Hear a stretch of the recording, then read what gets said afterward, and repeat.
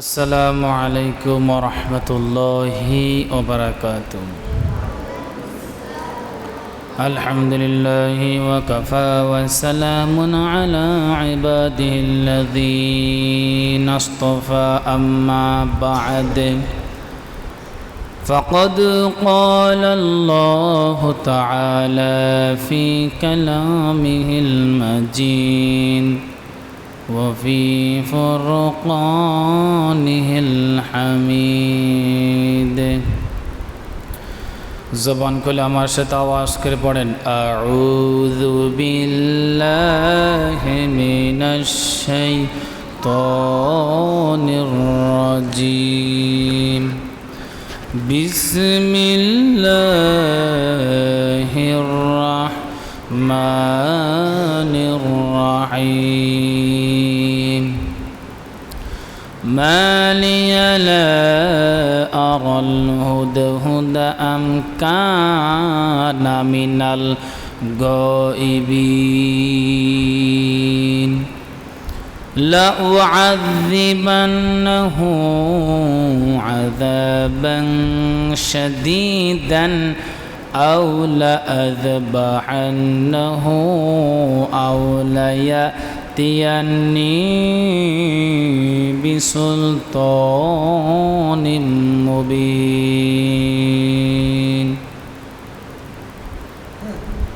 صدق الله العظيم.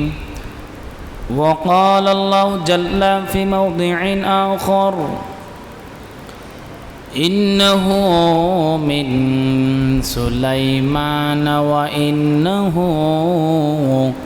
بسم الله الرحمن الرحيم.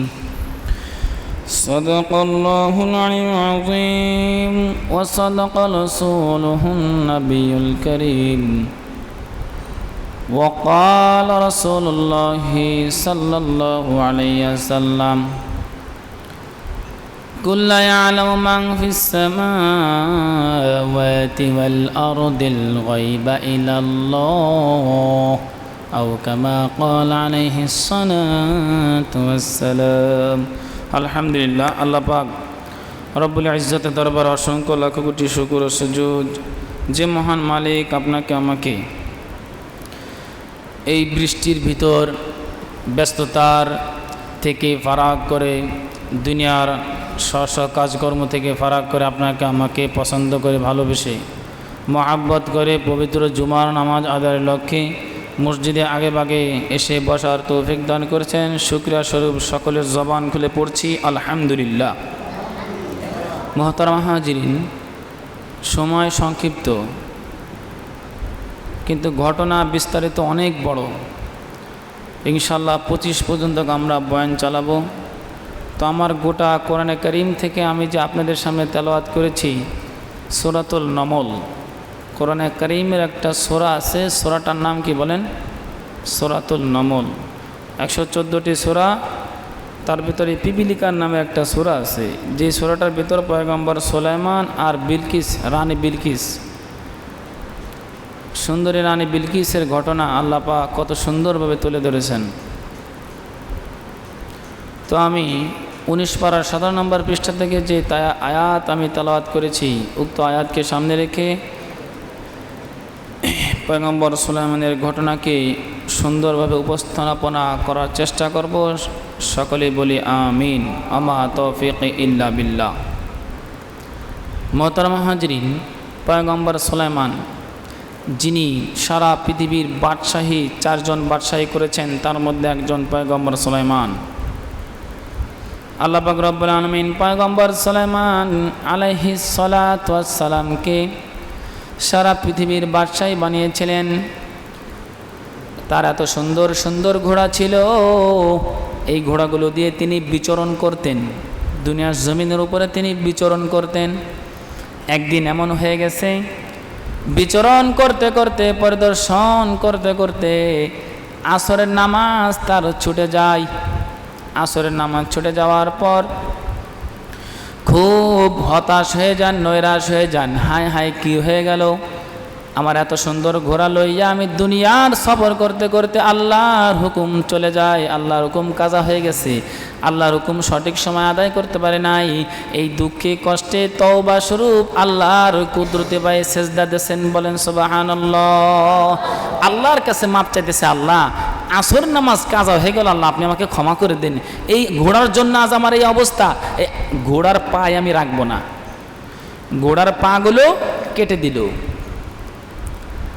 এরপরে আল্লাহ পাক রব্বুল আলামিন সব দেখতেছে কি না? সব দেখতেছে না? আল্লাহ তাআলা খুশি হয়ে গেলেন, ও পয়গম্বর সুলাইমান, আমি তোমার উপর খুশি হয়ে গেলাম, তুমি যে আমার হুকুম সঠিক সময় মানতে পারো নাই, নামাজ কাজা হয়ে গেছে, যেই ভয়ে, যেই আমি আল্লাহর ভয়ে তুমি যেই কাজ করেছো আমার কাছে পছন্দ হয়ে গেছে, আজ থেকে তোমার বহন আর ঘোড়া থাকবে না, তোমার বহন আমি আল্লাহ, তোমার বাতাসকে আমি আল্লাহ তোমার আনুগত্য করে দিলাম, বলেন সুবহানাল্লাহ। তোমার যেইখানে যাইতে মন চায় বাতাসকে হুকুম করবা, বাতাস তোমার এক স্থান থেকে আর এক স্থানে নিয়ে যাবে, কন্যা সুবহানাল্লাহ। আমার ভাইয়েরা, আমার গভীর মন দিয়ে শুনতে হবে। এবার পয়গম্বর সুলাইমান আলাইহিস সালাম বাতাসকে যে স্থানে নিতে বললেন ওই স্থানে নিয়ে চলে যায়। এবার একদিন দক্ষিণ অঞ্চলে, পৃথিবীর দক্ষিণ অঞ্চলে সিরিয়া থেকে সফর শুরু করলেন। পয়গম্বর সুলাইমানের রাজধানীর নাম হলো সিরিয়া। নাম কি? সিরিয়া। এই সিরিয়ার থেকে সফর করা শুরু করলেন ইয়ামেনের সানা এলাকায়। প্রথমত গেলেন মক্কায়, মক্কা থেকে মক্কার পাশে তাইফ, মক্কায় কিছুদিন অবস্থান করার পর চলে এলেন তাইফ। তাইফে সেইখানে যাইয়া আমার আপনার নবী বিশ্ব পয়গম্বর হযরত মুহাম্মদ মুস্তাফা সাল্লাল্লাহু আলাইহি সাল্লাম আসার আগমনের সুসংবাদ মক্কাবাসীদেরকে দিলেন পয়গম্বর সুলাইমান। এই পয়গম্বর যাইয়া শেষ নবী আসার আগমন, এই যে আগমনের একটা সুসংবাদ মক্কাবাসীদেরকে দিলেন। সেইখানে কিছুদিন অবস্থান করার পর এবার ইয়ামেনের সানা এলাকায় চলে গেলেন বাতাসের সাহায্যে, তখতে সুলাইমান।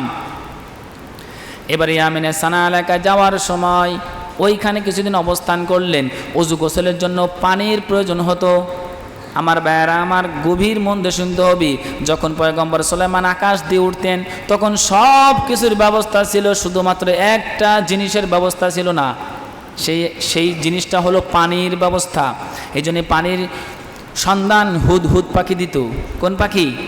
হুদহুদ পাখি পয়গম্বর সুলাইমানের পানির সন্ধান করে দিত। এবার পয়গম্বর সুলাইমান যখন পানির প্রয়োজন হতো হুদহুদ পাখিকে ব্যবহার করত।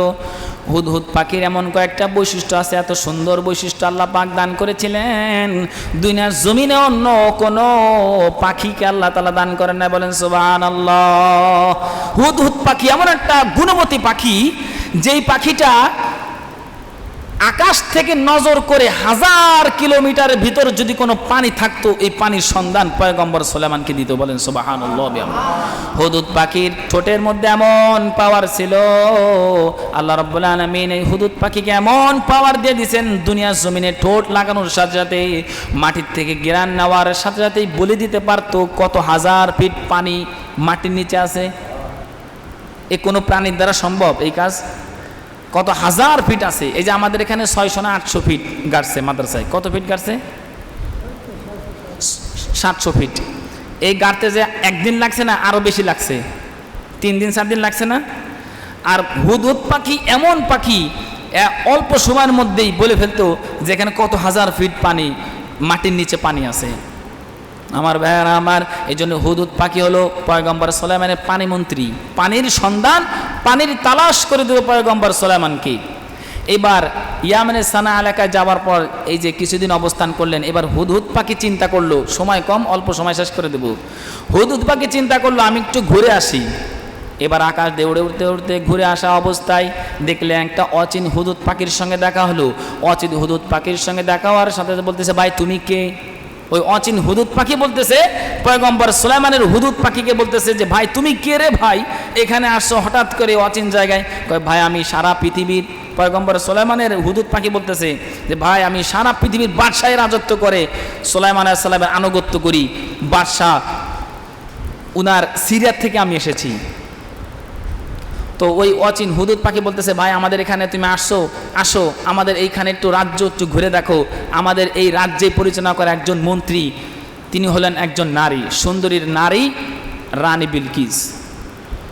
কয় আচ্ছা, আমি তো জানি আমার নবী, আমার বাদশাহ, সারা পৃথিবীর বাদশাহ, এই ইয়ামেনের বাদশাহ তো পয়গম্বর সুলাইমানের, ঠিক কি না? তাই ইয়ামেনের এই মারফ অঞ্চল হলো রানী বিলকিসের শহরের নাম। কয় এইখানে সুলাইমান আলাইহিস সালামের রাজত্ব চলে না, চলে কার? আসো তো আমার একটু দেখাও।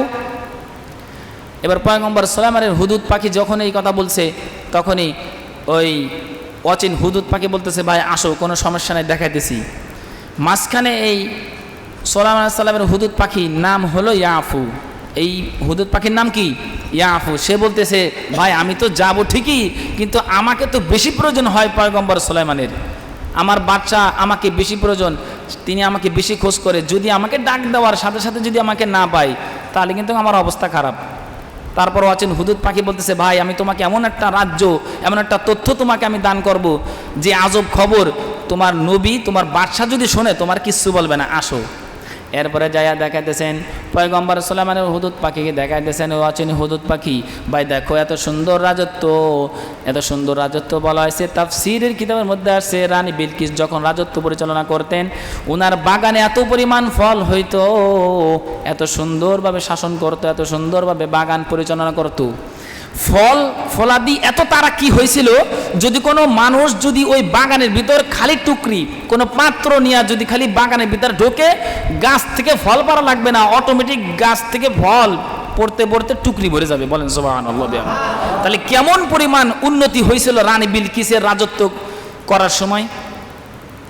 আমার ভাইয়েরা আমার, এবার অচিন হুদুদ পাখি দেখাতেছে। দেখতে দেখতে ওই পয়গম্বর সুলাইমানের হুদুদ পাখি যখনই দেখলো রানী বিলকিসের সুন্দর একটা সিংহাসন আছে, আমার ভাইয়েরা আমার, এত সুন্দর সিংহাসন, 30 হাত লম্বা, 4 বর্গ মাইল পর্যন্ত এই সিংহাসন, এই চেয়ারটা এত সুন্দর সিংহাসন, 30 হাত লম্বা, 30 হাত প্রশস্ত, 30 হাত চওড়া, এত সুন্দর একটা সিংহাসন দেখলো। রাজত্ব সব কিছু ঘোরাফেরা করে এই অবস্থায় আবার পয়গম্বর সুলাইমান তো সানা এলাকায় আছে, সবাই তো শুনছেন, বলে গেছেন আমি। এইবার অচিন হুদুদ পাখি বলতেছে, ভাই ওই সুলাইমান আলাইহিস সালামের হুদুদ পাখিকে যে দেখছেন কত সুন্দর রাজত্ব পরিচালনা করতেছে, এইবার সুলাইমান আলাইহিস সালামের ওই মুহূর্তে ওই হুদুদ পাখির প্রয়োজন হয়ে গেছে। আর হুদুদ পাখি তো ওই মুহূর্তে ওই জায়গা নাই, সে তো ওই অচিন হুদুদের সাথে ইয়ামেনের মারফ অঞ্চলে ঘুরতে গেছে। এইবার পয়গম্বর সুলাইমান আলাইহিস সালাম বলতেছে, কি ব্যাপার অচিন আমার হুদুদ পাখি কোথায় গেল, আমার কি দোষ হলো, আমার কি অন্যায় হলো? এইখানে একটু বোঝার বিষয়, পাখি পাওয়া যাইতেছে না, কিন্তু পয়গম্বর বলতেছে আমার কি দোষ হলো, আমার কি অন্যায় হলো, এটা বোঝার বিষয় আছে না? এইখানে একটা বোঝার বিষয় হলো, আল্লাহ পাক রব্বুল আলামিন আগেই পয়গম্বরকে বলে দিয়েছেন, তোমার কাছ থেকে যদি, তোমার হাত থেকে যদি কোনো নিয়ামত ছুটে যায়, তাহলে মনে করবা তোমার ভুল হয়েছে, তোমার ভুলের কারণে নিয়ামত হাতছানি হয়ে গেছে। আমার ভাইয়েরা, আমার সম্মানিত মুসল্লি ভাইয়েরা, এই কথা যখনই চিন্তা করলো, তখনই নিজেকে দোষ মনে করতেছে, দোষারোপ করতেছে, আমার কি অন্যায় হয়ে গেল, যে হুদুদ পাখি কোথায় গেল। এবার হুদুদ পাখিকে ডাকতেছে, পাইতেছে না, মেজাজ খারাপ হয়ে গেছে, গরম হয়ে গেছে, এমন গরম হয়েছে, এমন গুসা হয়েছে। আমার ভাইয়েরা আমার, পয়গম্বর সুলাইমান আলাইহিস সালাতু ওয়াস সালাম যেই রাগ করে যেই কথাগুলো বলছিলেন, গুসা করে যেই কথাগুলো বলছিলেন, আল্লাহ পাক রব্বুল আলামিন এই রাগের কথাগুলো, এই গুসার কথাগুলো কোরআনুল কারীমের মধ্যে উঠাই দিয়েছেন। আওয়াজ করে বলেন সুবহানাল্লাহ, জোরে বলেন না সুবহানাল্লাহ। পয়গম্বর সুলাইমান চিন্তা করতেছে, হুদহুদ পাখির পাইলাম না, ডাক দেওয়ার সাথে সাথে কোথায় গেল, ও যদি আমার দরবারে আসে, আমি পয়গম্বর তাকে 3টি শাস্তি দেব। আওয়াজ করে বলেন কয়টি শাস্তি? 1 নাম্বার শাস্তির কথা আল্লাহ বলেছেন, 2 নাম্বার, 3 নাম্বার সূরাতুল নামল 19 পারার 17 নাম্বার পৃষ্ঠার মধ্যে এত সুন্দরভাবে আল্লাহ তাআলা তুলে ধরেছেন। পয়গম্বর সুলাইমান হুদহুদ পাখিকে শাস্তি দেবে কয়টি? জোর হলো না, আরো জোরে। মালিয়া লা আরাল হুদহুদ আম কানা মিনাল গায়িবিন। লাউআযিবান্নাহু আযাবান শাদীদান আও লাআযবাহান্নাহু আও লায়াতিয়ান্নী বিসুলতানিম মুবিন। আল্লাহু আকবার বলেন, আল্লাহু আকবার। আমার ভাইরা, আমার হুদুদ পাখিকে খুঁজে পাইতেছে না। এবার বলতেছে আমার দরবারে যদি সে আসে, লাউআযিবান্নাহু আযাবান শাদীদা, যদি হুদুদ পাখি আমার দরবারে আসে তার আমি কঠিন শাস্তি দেব, গরম গরম রিমান্ডের মার দিব। কিসের মার দিব? এমন মার দিব। 2 নাম্বার শাস্তি আমার ভাইরা আমার গভীর মন দিয়ে শুনতে হবে। 2 নাম্বার শাস্তি 19 পারার 17 নম্বর পৃষ্ঠার মধ্যে আল্লাহ পাক রব্বুল আলামিন তুলে ধরেছেন। 2 নাম্বার শাস্তি কয় নাম্বার? 2 নাম্বার। হুদুদ পাখি যদি আমার দরবারে আসে এর আমি 2 নাম্বার শাস্তি দেব। আওলা আযবাহান্নাহু, আমি পয়গম্বর হুদুদ পাখিকে, এই তো মাশাআল্লাহ বুঝেন দেয়া যায়, শুনতেছেন সবাই? 2 নাম্বার শাস্তি যদি আমার কাছে ফেরত আসে, আমার কাছে না বইলা চলে গেছে, এত বড় সাহস, মেজাজ খারাপ হয়ে গেছে। দেখেন না আমরা মাঝে মধ্যে রাগ হইলে কি কই, ওর খবর আসুক, ও আসুক, ওর কত বড় সাহস। হ্যাঁ আমার ভাইয়ের আমার, এইবার 2 নাম্বার শাস্তি যখনই আল্লাহ তো সব শুনতেছে, কি বলেন? শুনতেছে না? না শুনলে তো, না বুঝলে, না জানলে কেমনে কোরআনের মধ্যে উঠাই দিল।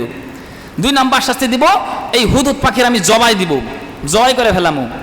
3 নাম্বার শাস্তি আউল লায়াতিয়ান্নী বিসুলতানিম মুবিন, হুদুদ পাখি যদি আমাকে উপযুক্ত প্রমাণ যদি দিতে পারে, উপযুক্ত দলিল যদি দিতে পারে, উল্লেখ্য যদি কোনো প্রমাণ আমাকে দিতে পারে, তাহলে আমি পয়গম্বর সুলাইমান হুদুদ পাখিকে চিরদিনের জন্য ক্ষমা করে দেব। বলেন না সুবহানাল্লাহ। ক্ষমা করে দেওয়ার গুণ কার? কথা বলেন, কথা বলেন। এই সেই গুণ যদি কোনো বান্দার ভিতর থাকে তাহলে আল্লাহ তাকে ক্ষমা করে দেয়। দেখবেন আমাদের মধ্যে কিছু ভুল হয়, ভুল হয় কি না? আরে ভাই ভুল, ওই অনেকে কয় ভুল হয় না শয়তানের। ভাই এই কথাটা ভুল, ভুল সবচেয়ে বড় হয়েছে শয়তানের। এই যে এই কথা কইবো, এর কথার মধ্যে গলদ আছে না নাই? মানে কথায় কথায় মানুষ বলে ভাই এই কথাটা বলবেন না, ওরই সবচেয়ে বড় ভুল। ও যদি ভুলই না করতো তাহলে ও জাহান্নামে কেমনে যাবো? আর ওর কারণে হাজার হাজার অসংখ্য মানুষকে জাহান্নামে নিব, ঠিক কিনা? এই যে কথা বলবেন না আমার ভাইয়েরা, মানুষের ভুল মাত্রাই হয়, ঠিক কিনা? তো যাই হোক, পয়গম্বর নিয়ত করলেন তাকে আমি জবাই দেবো। 1 নাম্বার শাস্তি, তাকে শাস্তি দিব, কঠিন শাস্তি দেবো। 2 নাম্বার শাস্তি, সামনে আসা এইখানে বসা।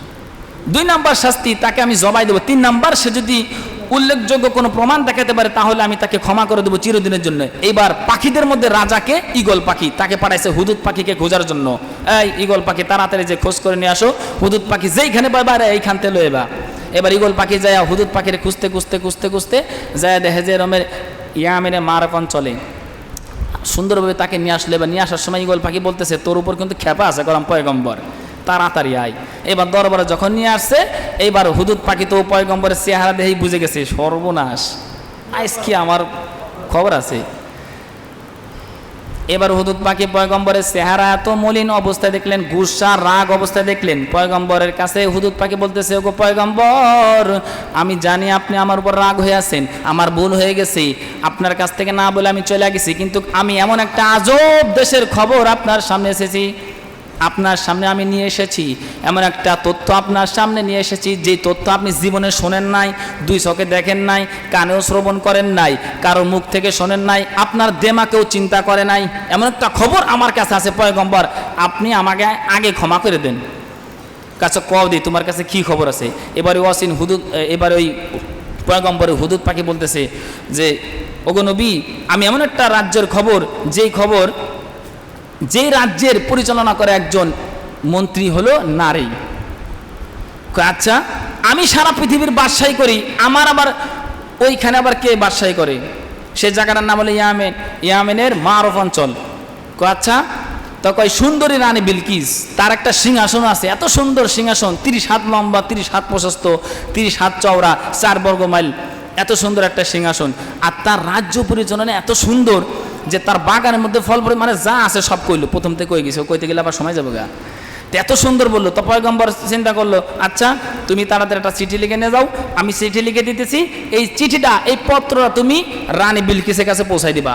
এই চিঠির মধ্যে কি লেখা ছিল অল্প সময় বলে দিই, 19 পারার 18 নম্বর পৃষ্ঠার মধ্যে আল্লাহ পাক রব্বুল আলামিন চিঠির ভাষা অল্প কিছু আপনাদের সামনে তুলে ধরি। ইন্নাহু মিন সুলাইমান ওয়া ইন্নাহু বলেন বিসমিল্লাহির রহমানির রহিম। চিঠির মধ্যে লিখে দিল, যাই কিছু লিখে দেওয়ার পরে এরপরে ওই হুদুদ পাখি সুন্দরভাবে যাইয়া রানী বিলকিসের মনে করেন 60 তলা ইটের ভিতর হলে এই রানী বিলকিসের সিংহাসন বসা আছে, যে জায়গা কেউ যাওয়ার ক্ষমতা নাই।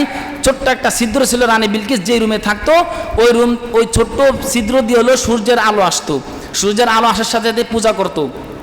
তো যাই হোক, এবার ওই হুদুদ পাখি যখন রানী বিলকিসের সামনে চিঠিটা ফেললো, তখন চিঠি খুলে দেখতেছে, আরবিটা তো কয়ে গেলাম, বাংলাও কয়ে দিয়ে এবার রানী বিলকিস খুলে দেখতেছে পয়গম্বর চিঠি পাঠাইছি। আচ্ছা, এখন চিন্তা করতেছে চিঠিটা কে পাঠালো, অচিন ভাবে চিঠিটা পাইছে, কি ব্যাপার, আমার এখানে তো কেউ আসার সম্ভাবনা নাই, কে চিঠি দিল, পাইতেছে না। পরে এবার দেখছে একটা পাখি।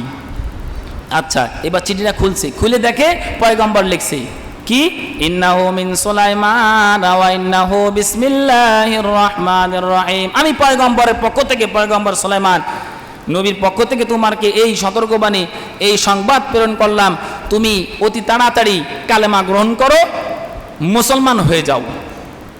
তারপরে আরও চিঠির মধ্যে লেখা ছিল যে তুমি আকাশের সূর্যের পূজা করা ছেড়ে দাও।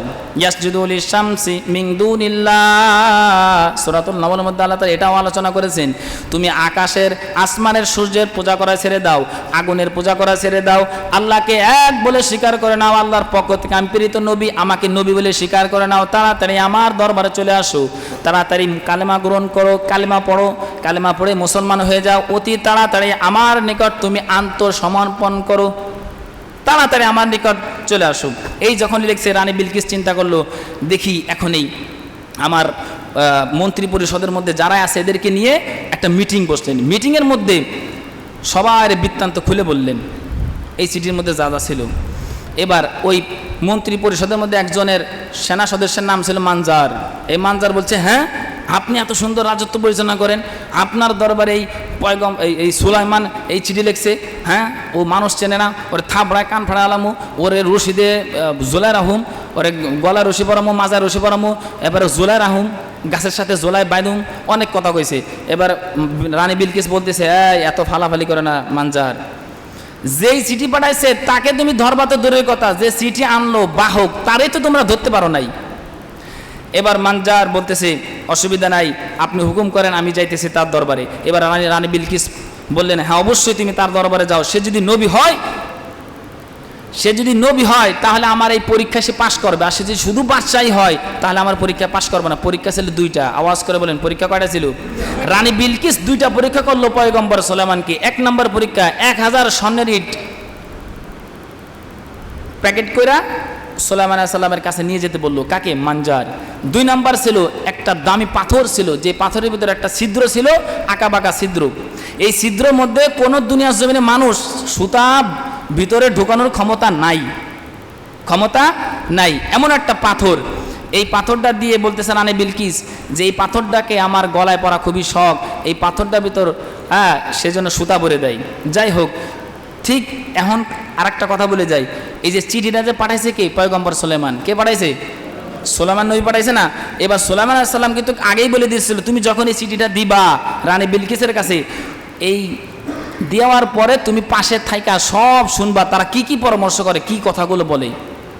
তো যাই হোক, ওই হুদুদ পাখি তো সব শুনতেছে, মানজারে দিয়ে পাঠাইতেছে সুলাইমান আলাইহিস সালামের দরবারে। এবার হুদুদ পাখির সঙ্গে সঙ্গে সুলাইমান আলাইহিস সালামের কাছে গিয়ে বলতেছে, ওগো নবী, আপনার কাছে এরকম 2টা পরীক্ষা পাঠাইতেছে, যিনি নিয়ে আসতেছে রানী বিলকিসের দরবার থেকে, সেই লোকের নাম হলো মানজার।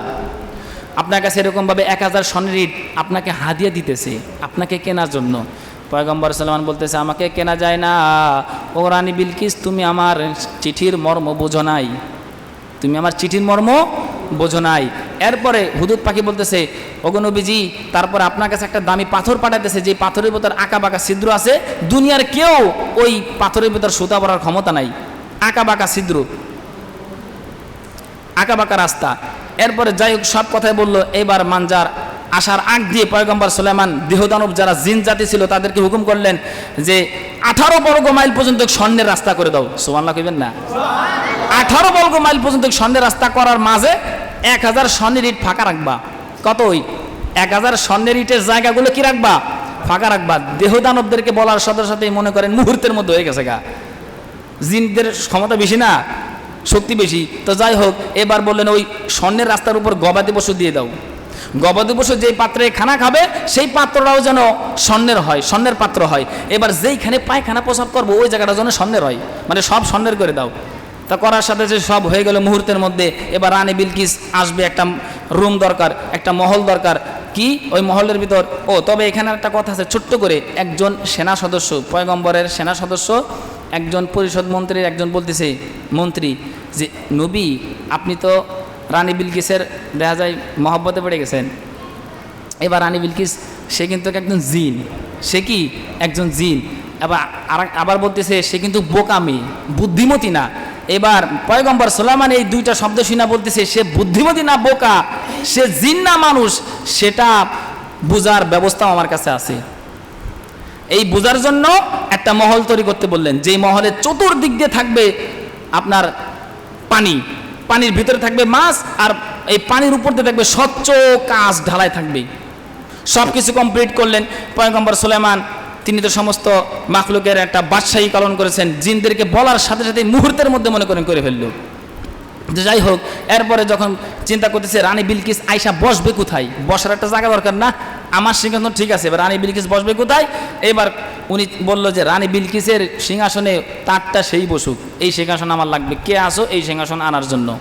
এবার একজন এটা বলতেছে ওগো নবী আপনি আমাকে সুযোগ দেন, আপনি যদি আমাকে সুযোগ দেন তাহলে আপনি খালি ও পাশে উঠবেন আর বসবেন, এর মধ্যে ওই রানী বিলকিসের সিংহাসন উপস্থিত করব। কয় না, এর আগে আরও তাড়াতাড়ি আনতে হবে। আরেকজন বলল জিন যে নবী এই রানী বিলকিস আসার আগে আগেই আপনার সামনে রানী বিলকিসের সিংহাসন আমি এনে দেবো। কয় তাও চলবো না, এরা আরও আগে আগে আনতে হবে, আরও তাড়াতাড়ি আনতে হবে সিংহাসন, কে আসো পারবা? তার ভিতর একজন মানুষ ছিল, মানুষটার মধ্যে ছিল ইসমে আজম। ওই মানুষটার ভিতরে ইসমে আজম ছিল। ওই মানুষটা বলল ওগো নবী আপনি আমাকে সুযোগ দিন, আমি আপনি শুধু চোখের পলক ফেলবেন আর মেলবেন, এর ভিতর আপনার সিংহাসন এনে দেবো। সুবহানাল্লাহ কইবেন না? তোমারই আমার দরকার। তাই কি করলো? তা যাও তোমারই দায়িত্ব দিলাম। আমার ভাইয়েরা, তাফসীর কিতাবের মধ্যে আসছে যখনই পয়গম্বর সুলাইমান চোখের পলক মেললা, চোখের পলক খুললো, খোলার সাথে সাথে হাজার হাজার মাইল দূর থেকে সিংহাসন, বিশাল বড় সিংহাসন, 30 হাত লম্বা, 30 হাত চওড়া, 30 হাত প্রশস্ত, 4 বর্গ মাইলের এই সিংহাসনটা মাটির নিচ দিয়ে ভেদ করে উপরে একদম ভাসমান অবস্থায় উঠে আসলো। সুবহানাল্লাহ! বিশাল বড় এক সিংহাসন, খালি চোখের পলক মেললো আর খুললো, সঙ্গে সঙ্গে দেখলো বিশাল এক সিংহাসন উপস্থিত। এইবার দেহদানবদেরকে হুকুম করলেন রানী বিলকিস আসার আগে আগেই এটার পরিবর্তন করতে হবে, কারণ যে অবস্থা আছে আয়সা তো আবার চিনে ফেলবো যে এই সিংহাসনটা আমার। এবার কি করলেন? এবার দেহদানবদেরকে হুকুম করলেন তাড়াতাড়ি এটার পরিবর্তন করো। পরিবর্তন করে এরপরে বাস সিংহাসন রেডি, মহল রেডি, সব কিছু রেডি। এবার মানজার যখন আসলো, আসার অবস্থায় দেখলো যে কিরি বিশাল স্বর্ণের রাস্তা। এবার দেখলো যে আমরা যে 1000 স্বর্ণ আমাকে যে মানে দিল, মানে পয়গম্বরের হাদিয়া স্বরূপ, এখন এই 18 বর্গ মাইল পর্যন্ত খালি স্বর্ণের রাস্তা, এখন এই 1000 স্বর্ণের ইট নিয়ে আয় তো আমাকে চোর কইব, কারণ মাঝখানে আবার যে 1000 স্বর্ণের ইটের জায়গা ভাগা, খেয়াল আছে না সবার? মানে মানজার এই চিন্তা করে ওই স্বর্ণের ইট ওই জায়গায় রেখে আসলো। এর আগেই ঘটনা হয়েছে, ঠিক আছে? তার স্বর্ণের রাস্তায় রাইখা এবার পয়গম্বরের সাথে ওই মানজার দেখা করতেছে। দেখা করার মাঝখানে একটা কথা আমি ভুলে গেছিলাম, সেটা এখন বলে দিই। তো পয়গম্বর সুলাইমানের কাছে আয়না দিতেছে, এই যে পাথর, এই পাথরটার ভিতরে একটা সিঁদুর আছে আঁকা বাঁকা, এই সিঁদুরের ভিতরে আপনার সুতা ভরতে বলছে। ও না সরি, মানে মানজারকে দেখার সঙ্গে সঙ্গেই নবী তো আগে সব জানে, ঠিক কিনা? নবী তো আগে হুদুদ পাখির মাধ্যমে সব কিছু জানে। তো মানজারকে দেখার সাথে সাথেই বলতেছে মানজার কি খবর? মানজার কয় আমার জীবনে আমি এই জায়গায় আসি নাই, আমার চেনে না জানে না, হ্যাঁ নাম জানলো কেমনি? অবাক হয়ে গেছে গা। এরপরে সামনে কিছুক্ষণ সামনে আসার পর পয়গম্বর সুলাইমান বলতেছে তোমার কাছে একটা পাথর আছে, পাথরটা দাও। এখন আরো অবাক হয়ে গেছে গা, কি রে আমার কাছে পাথর আছে, হেটা জানলো কেমনে? ওই যে হুদুদ পাখি যে জানাই দিয়েছে, এটা তো আর মানজার জানে না। খুব আশ্চর্য। এবার চিন্তা করতেছে কি রে কেমন বাদশাহী যে আমি আসার আগে আগে সব কিছু জানে ফেলছে। এবার বলতেছে মানজার কি খবর তোমার? এবার বলতেছে পাথরটা দাও, পাথরটা নেছে। এবার পিপিলিকারে হুকুম করছে, এই পিপিলিকা আইসার পিপিলিকাকে হুকুম দিয়েছে, পিপিলিকারে বলতেছে, এই পিঁপড়া এই পাথরটার ভিতরে তুমি সুতা ভরে দাও। এখন মানজার কয়, হাই রে বাদশাহী দেখছি এরম বাদশাহী দেয় না, পিপিলিকার সাথে কথা কয়, পিঁপড়ার সাথে কথা কয়। পিঁপড়া করলো কি, মুহূর্তের মধ্যে ওই ছিদ্রের ভিতরে একটা সুতা ভরে দিল, বাস মালা হয়ে গেল। এবার বলতেছে যে রানী বিলকিস রে এই মালাটা দিবা, দেওয়ার পরেই তার এই চিঠিটা দেবা, চিঠির মধ্যে যা লেখা আছে তো বললাম আপনাদের সামনে। তারপরে মানজার এই সমস্ত সব কিছু দেখা এবার রানী বিলকিসের দরবার যে বলতেছে, ওগো রানী আপনি কার কাছে পাঠাইছিলেন, আর আপনি 1000 স্বর্ণের দিয়েছেন, আপনার তো বড় মিসকিন আর ফকির এই দুনিয়াতে কেউ নাই। কয় কে? কয় হ্যাঁ, রাজ্যে যাওয়ার আগে 18 বর্গ মাইল পর্যন্ত খালি স্বর্ণের রাস্তা, স্বর্ণের রাস্তা ঢালাই করে দিয়েছে। এরপরে স্বর্ণের রাস্তার উপরে গবাদি পশু দিয়ে দিয়েছে, যে গবাদি পশুগুলো পায়খানা প্রসাব করতেছে ওই স্বর্ণের উপরেই, ওই স্বর্ণের রাস্তার উপরেই। তোমার থেকে বড় মিসকিন আর ফকির আর অসহায় দুনিয়াতে নাই। তা ওই 1000 ইট স্বর্ণের যখন আমরা নিয়ে যাবো, মাঝখানে দেয় যে 1000 স্বর্ণের ইটের রাস্তা ফাঁকা, 1000 ইটের জায়গা ফাঁকা। এখন ওই যদি আমরা নিয়ে যাই, আমার চোর বলে বাইন্ধেও রাখতে পারে। তা আমি আর এই ভয় নিই নাই, চোর কইয়া বাইন্ধে বইন্দে রাখবো পার উষ্টা গুতা দিব, এই ভয় আর আমি আর নিই নাই। তো এই যে তোমার এই স্বর্ণের ইট আর এই যে তোমার দামি পাথর, এবার সব যেহেতু মনে করেন একটা মহাব্বত হয়ে গেছে গা, যে স্বপ্নের রাজকুমার রানী বিলকিসের একটা মহাব্বত হয়ে গেছে। উলফত মে বরাবর কে জাফা হো কে জাফা হো, उल्फत में बराबर के वफा हो के जफा हो, शायद के निगाहे कुनादा। उल्फत में बराबर के वफा हो के जफा हो, हर चीज़ में नज्जत है अगर दिल में मजा हो, हर चीज़ में नज्जत है अगर दिल में मजा हो। एक चश्मे जदन गाफे नगा জাহানাবাসী, শায়াদ কে নেগাহে কুনাদা জাহানাবাসী। এমন মোহাব্বত পড়ে গেছে, মনে মনে চিন্তা করতেছে এই তো সেই রাজকুমার, আমার স্বপ্নের রাজকুমার। তাড়াতাড়ি চলো। চিঠি পাওয়ার সাথে সাথে মনে করেন ওই খবর যখন পাইছে আর কি, মানজার যখন খবর নিয়ে আসছে যে তার রাজ্য এই অবস্থা, সে শুধু বাদশাহ না, হ্যাঁ এমন বাদশাহী তার কথা পিপিলিকাও শোনে, তার রাস্তাগুলো এই সব কিছু বিবরণ দিলেন। এবার মানজার সহকারে সেনা সদস্য সব দলবল লইয়া যখন রানী বিলকিস রাস্তায় যখন আসার অবস্থায়, তখন পয়গম্বর সুলাইমানের সিংহাসন উপস্থিত। রানী বিলকিসের কি বলেন, এরপরে মনে করে মহল তৈরি, সব কিছু রেডি। এবার রানী বিলকিস আয়সা তার সিংহাসনে বসছে। বসার পরে রানী বিলকিসকে উদ্দেশ্য করে বলতেছে নবী সুলাইমান যে এই সিংহাসনটাকে চিনো? তার সিংহাসনের কথা তাকেই জিজ্ঞাসা করতেছে, এই সিংহাসনটাকে চিনো? এবার রানী বিলকিস বলতেছে আমারটার মতনই তো লাগে। কি কইছে? আমারটার মতনই তো লাগে। এবার পয়গম্বর ওই যে একজনের সেনার কাছ থেকে শুনছিল যে রানী বিলকিস বোকা, বুদ্ধি নাই, তখন চিন্তা করলো না, রানী বিলকিস বোকা না, আসলে বুদ্ধিমতী। কারণ বুদ্ধিমতী মেয়ে দেখেই সে উত্তর ডাইরেক্ট সরাসরি হও কয় নাই, আবার ডাইরেক্ট নাও কয় নাই, মাঝামাঝি কথার উত্তর মেরে দিছে, মাঝামাঝি জবাব দিয়ে দিয়েছে যে না, এই সিংহাসনটা আমার মতনই লাগে। সেই কি সিংহাসনটা তো আমার সিংহাসনের মতনই লাগে, ডাইরেক্ট আমারও কয় নাই, আবার অস্বীকারও করে নাই। তো যাই হোক, এবার পয়গম্বর সুলাইমান বলতেছে তোমার জন্য একটা রুম লেখা আছে, হ্যাঁ সুন্দর একটা মহলে, মহলের ভিতর প্রবেশ করো। এবার মহলের ভিতর প্রবেশ করছে, দেখে যে সর্বনাশ পানি, এত সুন্দর মাছ দৌড়দৌড়ি করতেছে, রং বেরঙের মাছ পানা দিয়েছে। পানা দেওয়ার সাথে সাথেই মনে করেন একটু কাপড়, আমরা দেখবেন সময় পানিতে নামার সময় একটু কাপড় উঁচু করি না, বলেন অল্প পানি হোক বেশি পানি হোক। তো উনি যখন কাপড় উঁচু করছে রানী বিলকিস, তখন ওই ওনার পায়ের দিক ফলো করছে, দেখছে যে এই জিনেদের, ওই যে জিন বলছিল না যে রানী বিলকিস মানুষ না জিন, তো এইটা বোঝার জন্য এটা করছে যে জিন হলে পারা তার পায়ে পশম থাকতো, কি থাকতো? পশম থাকতো। তখন উনি স্পষ্ট হলেন যে এ আসলে জিন নেই, হলো মানুষই, রানী বিলকিস মানুষ। তো যাই হোক, তো এই যে কথাগুলো যে বললাম, রানী বিলকিস থেকে আমার আপনার সামনে যে একটা আসলো, গায়রুল্লাহর ইবাদত করা যাবে না। বলেন কিসের ইবাদত করা যাবে না? কোনো মাজার পূজারি করা যাবে না। সেজদা দেওয়ার মালিক একমাত্র আল্লাহ। কে?